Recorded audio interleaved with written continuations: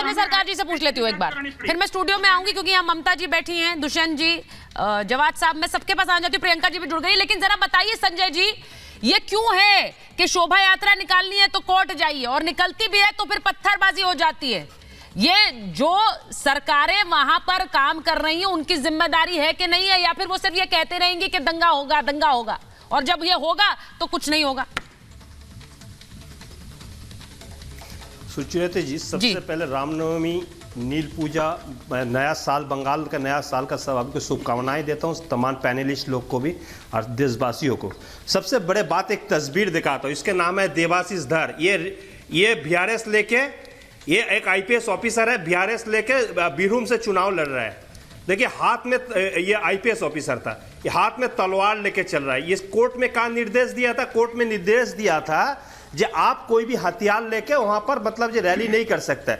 एक कानून को रखवाला थे, जो रक्षाकारी थे, वो खुद ही पहले मतलब जो एक तस्वीर में ये तलवार लेके रैली में निकल जाएंगे, तो ये भारतीय जनता पार्टी तमाम जो नेता इससे क्या उम्मीद करेंगे? तो यूपीएससी से एग्जाम देके उसके बाद आईपीएस होता है ना। तो अगर वो पढ़े लिखे आदमी के अंदर वो चीज नहीं है, तो बच्चे को हाथ में तलवार होना तो कौन से गुना, हम तो कहीं नहीं देख रहे। लेकिन सबसे बड़े बात बोल रहे हैं, मुर्शिदाबाद में जो चीज आप दिखा रहे, थोड़ा अच्छा से दिखाइए ना। नीचे से हजारों को ऊपर जो आदमी जो है, आदमी जाकर वहां पर पत्थरबाजी कर रहे ऊपर में। वहां पर जो ओसी था थाना का, ओसी का ऊपर अटैक हुआ, वो हॉस्पिटलाइज है आज के तारीख में। वो तो कानून रक्षा करने के लिए जा रहा है। एक बार एक्सप्लेन करिए, एक बार एक्सप्लेन करिए संजय जी। आप जब कह रहे हैं कि ढंग से दिखाइए, तो जरा मुझे बताइए, आप ये कह रहे हैं कि शोभा यात्रा से लोग पत्थर मार रहे थे, आप ये कह रहे हैं क्या?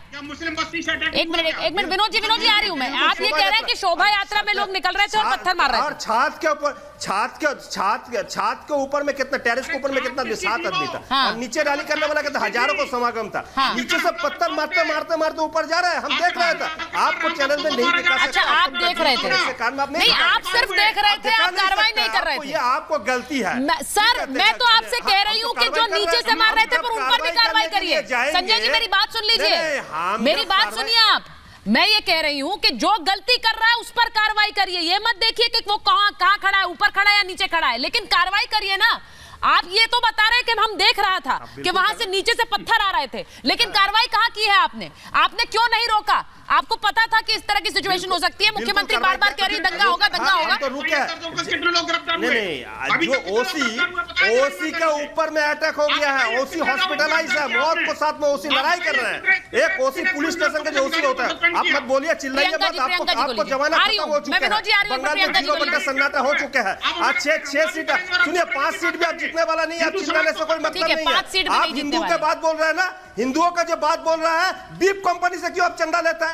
बीप कंपनी से आप चंदा क्यों लेता है? भारतीय जनता पार्टी का चंदा जाता है बीप कंपनी से। आप बड़े बड़े भाषण लेता है, बड़े बड़े हिंदुओं का बात बोलता है। कौन से हिंदू का बात बोलता है? नकली हिंदू है, नकली हिंदू है, आप नकली हिंदू है। जिस बीप कंपनी से आप चंदा लेता है, भारतीय जनता पार्टी जो पार्टी का नेता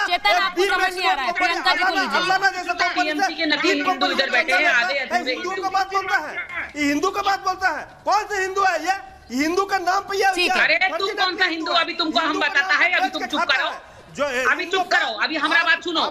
सुनिए, ये जो नकली हिंदू इधर बैठे हुए हैं, पहले हमारी बात सुनिए। अरे तुम्हारा सुनिए, अभी तुम चुप करो। संजय सुनिए, ये जो नकली हिंदू है, इनकी बात मैं आपको बताती हूँ। आपको शर्म होना चाहिए। सुनिए, अरे शर्म आना चाहिए, डूब के मर जाना चाहिए, लेकिन इनको तो पानी भी कम पड़ेगा।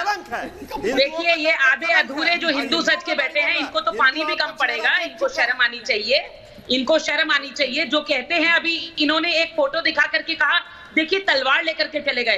अरे आप हमारे प्रोफाइल में जाइए, देखिए हमारे हाथ में भी तलवार है, लेकिन उस तलवार से तो हम किसी का गला नहीं काटा, खून नहीं गिराया।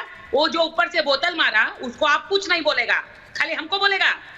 ठीक है, सुनिए, मैं बताती हूँ। जिनको हिंदी भी नहीं बात करनी आती ढंग से, ये बात करेंगे, ये बात करेंगे हिंदुत्व की, ये बताएंगे हिंदू संस्कार रीति, ये बताएंगे कि हमारी सभ्यता हमारी संस्कृति क्या कहती है। इनको क्या पता है शास्त्र पूजन क्या होता है? अरे जिनको अपनी संस्कृति नहीं पता, वो दूसरों के बारे में मंच पर चढ़ करके बोलते हैं कि ऐसे नमाज करिए, वैसे नमाज करिए। जब लोग आएंगे दंगा करेंगे तो आप अल्लाह को याद करिए, पहले आप भगवान को तो याद कर लीजिए। जिस हिंदुत्व समाज में आपने जन्म लिया है, पहले अपनी सभ्यता अपनी संस्कृति तो सीख लीजिए। दूसरे मुसलमान को उसकी सभ्यता उसकी संस्कृति बाद में सिखाइएगा।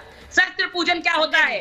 अरे जब महिषासुर का अंत करना था तो माँ दुर्गा के हाथ में सभी देवी देवताओं ने जो है वो अपने शस्त्र सौंपे थे कि उनका संहार करिए, उनका संहार करिए, दुष्टों का संहार करिए। मगर आप देखिए ये कैसे दुष्ट, ये कैसे दुष्ट, अरे कितने महिषासुर अभी ऐसे आ गए हैं जो हिंदुत्व को गाली दे रहे हैं, जो हिंदुत्व को गाली दे रहे हैं। आप मुझे बताइए ना, कौन सी तलवार ने किसका गला काटा, कितना खून गिरा? नहीं, मगर उनके ऊपर बोतलें गिराई जाती है क्योंकि मुख्यमंत्री ने कह दिया था कि वो आएगा, तुमको डराएगा, मगर तुम डरना मत, तुम दंगा करना, उसका सर पे बोतल फोड़ना, ये सिखाया है ममता बनर्जी ने। और ये आधे अधूरे नकली हिंदू सजे बैठे हैं इधर। अरे पहनिए ना टोपी, अरे खुल के करिए, बात समझ नहीं आएगी, खुल के करिए, आपको जो करना है। किसी हिंदूवादी पे आरोप मत लगाइए, पहले आप अपनी जात बदल लीजिए ना। संस्कार संस्कृति, अरे भाईचारा किसका भाईचारा, कैसा भाईचारा? जहाँ एक वर्ग को आप भड़काते हैं कि दूसरे वर्ग के ऊपर अटैक करो, आप भाईचारे की बात करते हैं। ठीक है, मैं स्टूडियो में आ रही हूँ, स्टूडियो में आ रही हूँ।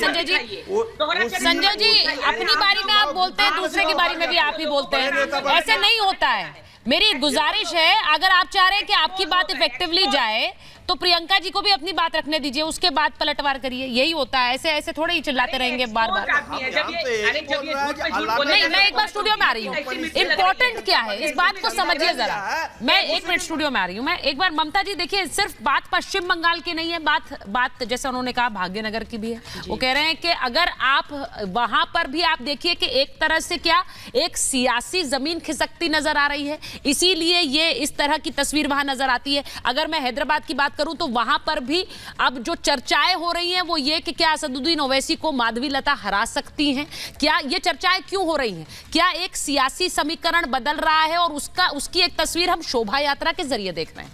जी सुचरिता जी, बहुत बहुत धन्यवाद। देखिए, कल रामनवमी की शोभा यात्रा पूरे भारतवर्ष के अंदर निकली है ना, क्योंकि हर साल निकलती है। हाँ। लेकिन मैं आपको एक चीज बता देना चाहती हूँ कि मेरे हिसाब से, और ऐसा मैं मानती हूँ कि बंदूक से ज्यादा विचार घातक होता है। और ये जो विचार बनाया जा रहा है ना सनातन और हिंदुत्व के खिलाफ, ये बनाया जा रहा है इंडिया अलायंस के कुछ घटक दलों के द्वारा, और इसकी जो प्रमुखता से अगुवाई कर रही है वो ममता बनर्जी अगुवाई कर रही है। और ममता बनर्जी ने तो वेस्ट बंगाल में सनातन के खिलाफ, हिंदुओं के खिलाफ बंदूक और विचार दोनों का इस्तेमाल किया हुआ है। पिछले साल भी शोभा यात्राओं पर इसी प्रकार के प्रहार हुए थे, आघात हुए थे लोगों के ऊपर, इस बार भी हो गए। ममता बनर्जी ने एक अपील कर डाली थी ना कि वो लोग आएंगे, शोभा यात्रा निकालेंगे, तुम लोगों को भड़काएंगे, तुम शांत रहना।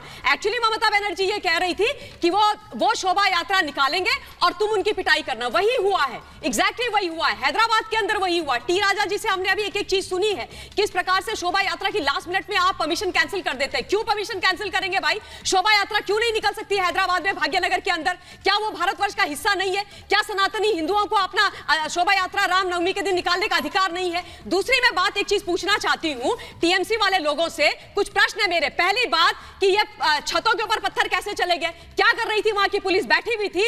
हाँ, इनको पता नहीं चला कि पत्थर इकट्ठे हो गए छतों के ऊपर? उसके अलावा जब इतना दंगा चल रहा था वहां पर सुचरिता जी, तो पुलिस ने दंगाइयों को पीटना चाहिए ना। उन्होंने शोभा यात्रा में राम भक्तों के ऊपर आंसू गैस के बम छोड़ने, गोले छोड़ने शुरू कर दिए। क्यों भाई, आपने ऐसे क्यों किया? उसके अलावा सनातनियों की जो दुकानें लूटी जा रही थी इन उपद्रवियों दंगाइयों के द्वारा और तोड़फोड़ की जा रही थी, उसको भी पुलिस ने नहीं बचाया। क्यों उन्होंने ऐसा किया है? सोचने वाली बात है कि नहीं है?